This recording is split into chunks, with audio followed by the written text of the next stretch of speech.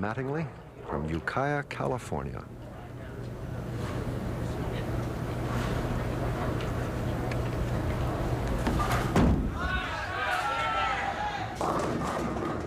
Tell me about his style, Bo. Well, Jeff is one of the original crankers or power players that came out on a tour with Roth and Holman. He throws the big hook ball. He depends on staying wide. He depends on real good carry at the back end. And when he gets hot, David, just almost Katie bar the door. He strikes almost every time. He was so hot last night in the finals. Boy, just amazing. 260 in the last 5 games with a 287 climax. He was really awkward at the line there. I don't know whether we're going to be able to see that again or not. I guess we are. Why was he so awkward at the line? Jeff has a history of having a little trouble with approaches and with spares, and the combination of the two right here, he slips a little bit on the foul line. His shoulders were behind the foul line. His shoulders were too far forward. David lets it get away, slides right by the 2-pin, open the door for young Weber in the first frame.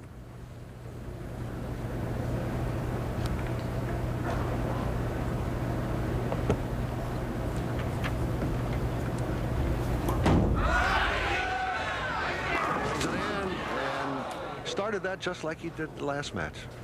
Good pocket hit and left it in. Keep it wide, keep it out of trouble. But with that powerful ball that Pete Weber and Jeff Mattingly throw, if they can keep the ball in a light or thin pocket, don't go up high in the nose, David, they're going to get a lot of strikes and some big scores. And you're going to avoid splits that way, aren't you? Definitely, except for the real light split we saw in the first match where you have the 2-8-10 or the 2-10.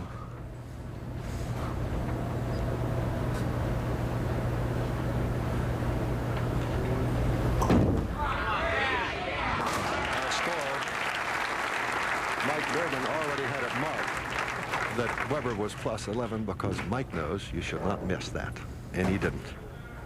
Weber throws quite a bit harder at spares, and that's really a good idea, a good tip to take for anyone, is that you just have to touch the spare to knock it over, and Jeff Mattingly knows that as he went by the 2-pin last frame. You need that extra speed. Somewhere up around 20 miles an hour that ball was thrown by young Weber, and the average strike ball, David, is around 18 for ideal strike carry.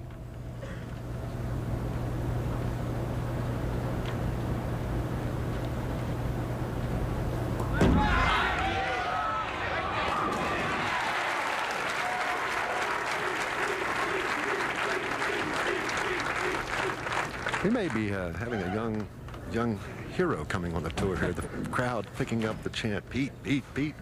Well, it's good for bowling, and many of these fans have been here year after year after year. They feel very comfortable coming down to the championship round, and they pick a favorite and root for him. You can't blame them for that. And they recognize that name, don't they? Yes, they do.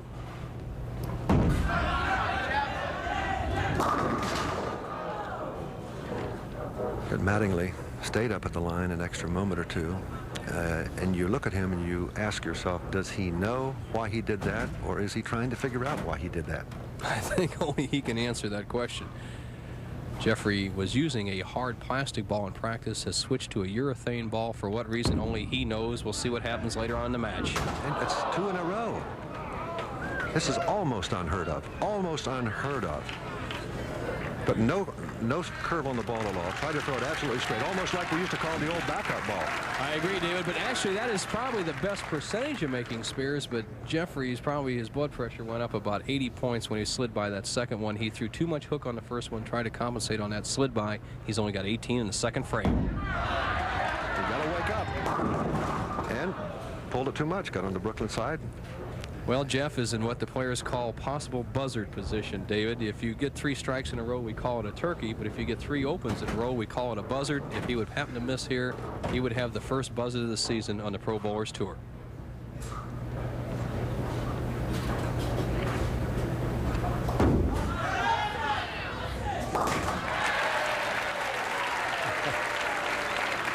It's not funny, but he's managing a smile. With a class gentleman. Jeff Mattingly gets that ball well out over the foul line, hand underneath it, and very much like Bellinger, lofts the ball out about 2.5, 3 feet on the lane, and he uses that to delay the hook. It keeps the ball from breaking too quickly. It's almost as though he's pitching it out there.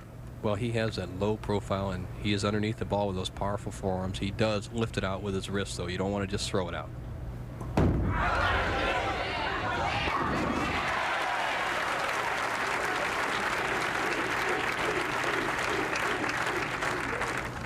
To release the young Dick, Pete Weber, watch the great wrist action. Watch that hand. Now see where that wrist is? Perfect shot right there. And the hand and wrist rotate around the ball. That imparts the many revolutions. He gets up to 15 on some shots. That's what eats up the pins and gets the good hook, David. Pete Weber, 19 years old. I don't even remember being 19. Sometimes I still think you are 19, David, even though I know you're maybe even pushing 50 now. Hey, from which side? Pete Weber is on a roll, 3 in a row. You're you so. Along with Bo Burton, this is Dave Dials. We're live from Windsor Locks, Connecticut at the Bradley Bowl, here for the 9th time. And this is Jeff Mattingly out of Ukiah, California. Needs some help and needs it now. Goes wide on the Brooklyn, gets away with it. A lot of action. Davey got a good break. He crossed over, but who can forget the courageous comeback that Jeff Mattingly had in the Greater Miami Open, where he threw the ball in the channel on the very first shot and got his act together and came on back. You can see the lucky shot he gets here, a crossover. You talk about courage. I'll tell you about a young man, Danny Smith, friend of mine out in Michigan, has just undergone his 32nd operation and has an attitude better than almost anybody I know. And he's getting well, and he's watching Pro Bowlers Tour every Saturday. Good, David. That is the first time that Mattingly has thrown one ball today that closely resembles what he was throwing last night. Agreed. He was playing that inside line last night, but he opted to try the outside angle on the championship pair here, 27-28. In practice, he thought he had success with it, but as we've seen, the players playing outside the first arrow, have struggled. Holman struggled a little bit. Bellinger was fortuitous, but he got by one match, then died in the second one. Fortuitous? I don't know what it means, but I think he was lucky. And now Pete Weber has got a chance to really open it up with a 42-pin lead with another strike.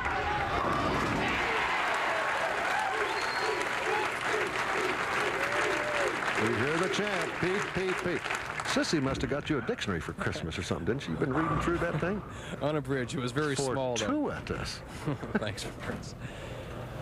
Weber has the right line, and the way to judge how to play the right line on a bowling lane, David, is you have to take a few test shots. See how your ball reacts for you. If you're missing left, move left. If you're missing right, move right. Adjust your speed and your equipment. But you're telling me all the years that I've been doing this with you that you have to adjust during the match, too, because the lights and the changing conditions of the lane. So will he have to change a little? Those are small adjustments, but the big decision whether to play inside the track area or outside the track area has to be made before you go in the championship round.